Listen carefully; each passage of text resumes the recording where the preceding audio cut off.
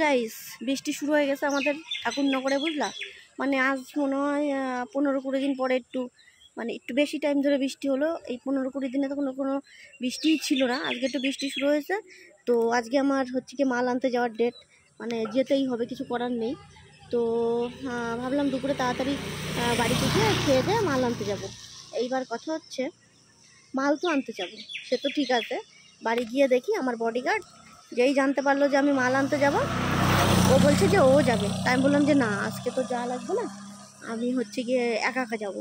তা বলছি যে না আমি যাবো, তুই আমার নিবি না কেন, ফালুদা খাওয়া যাবে ওই জন্য। আমি বলছি না, ওইসব কোনো ব্যাপার না, আজকে যেতে হবে না, বৃষ্টি হবে, ওই জন্য তোর যাওয়া লাগবে না। ও বাবা, আমি যখন ভাত খাই তখন ওরে দেখি যে ও বাড়ির থেকে বেরোয় গেছে। আমি ভাবছি মানে ও মনে হয় ওর দরকারে গেছে কোথাও একটা।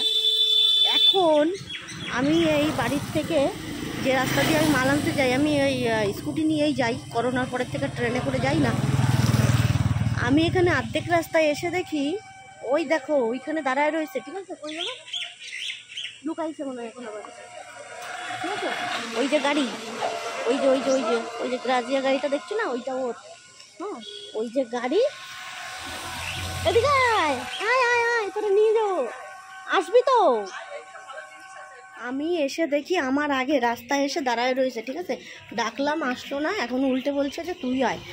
হ্যাঁ, মানে আমি দেখাচ্ছি তোমাদের, আমার আগে আমি যখন ভাত খাই তখনও দেখলাম গাড়ি নিয়ে পক করে বেরোয় গেল। আমি বললাম মানে ওর দরকারে কোথাও গেছে, ঠিক আছে। এই দেখো আমার আগে এসে দাঁড়ায় রয়েছে রাস্তায়, এই বিষয় আমার আগে এসে রাস্তায় দাঁড়ায় রয়েছে, মানে আমি যাব মাল আনতে, ও রাস্তা অ্যাডভান্স এসে দাঁড়ালো, ওরে নিয়েই যেতে হবে নাকি, ঠিক আছে। কিন্তু আমি তো নেবো না গাড়ি, ও এখানে এসে এখানেই থাকবে, আমি আমার মতো চলে যাবো, ঠিক আছে। এই তোমাদের দেখাবো বলে আমি একটু দাঁড়ালাম, যেটা একটু দেখাই যায়। ও অ্যাডভান্স চলে আসছে। গাইস আমি বলছি ওরে নেবো না মাল আনতে, ঠিক আছে। ওর বক্তব্য ওরে নিয়ে গেলেই নাকি আমার ফালুদা খাওয়াতে হবে, পয়সা খরচ হয়ে যাবে, ওই জন্য নাকি ওরে নেবো না। ওই ক্যাফেতে ঢুকে 4খানা ডিমের পোস অর্ডার দিয়েছে, 4খানা। এই দেখো এই যে দুটো খাচ্ছে, আর এই যে দুটো এইটা খেয়ে শেষ করছে, ঠিক আছে। এই যে খেয়ে শেষ করছে, অলরেডি খাওয়া হয়ে গেছে 1-1.5খানা, আর আবার এই যে 2খানা রয়েছে, এই 4খানা ডিমের পোস এই যে এখন খাচ্ছে। ও বাড়িতে আমার সাথে বসে ভাত খাইছে, মানে ও একটু আগে বইছে, আমি 5 মিনিট লেটে বইছি, ওই জন্য 5 মিনিট লেটে উঠছি আমি। ও এই যে 4খানা ডিমের পোস এখন খাইছে, আমার কয় বিল দিবি তুই, ঠিক আছে। আমি বলছি খালি নেবো না তোরে, ওই জন্য 4খানা ডিমের পোস খাইছে। গাইস ভাত খেয়ে আইছে বাড়িতে এই মাত্র, মানে আমার মনে হয় জল খাওয়ারও জায়গা নাই, এই পরিমাণে ভাত খাইছি বাড়িতে, ঠিক আছে। আসার তুমি খাও না, তুমি খাও না গাইস। ডিম রান্না করছিল বাড়িতে, 2খানা করে ডিম খাইছি সবাই, 4খানা ডিমের পোস এই যে খাইয়ে নিচ্ছে কপ কপ করে। একটু দেখো অবস্থা। খালি বলছি তোরে নেবো না মাল আনতে। আমার একটা ফালুদার দাম মনে হয় 50 টাকা ছিল, ওই জন্য এই যে 60 টাকার ডিমের পোস খাই নিল, 4টে ডিমের পোস 60 টাকা। একটু অবস্থাটা দেখো। আচ্ছা তুই বাস হয়ে মরবি না তো? না, আরো খাবো তো। আর কি খাবি? গাইস কেমনে খায় এত? ওরে ভগবান, আমি চলে গেলাম, তুমি খাইতে বাড়ি চলে যাবে বাবা, আমি গেলাম মাল আনতে, আমার লেট হয়ে যাবে। পয়সাটা দিয়ে যা।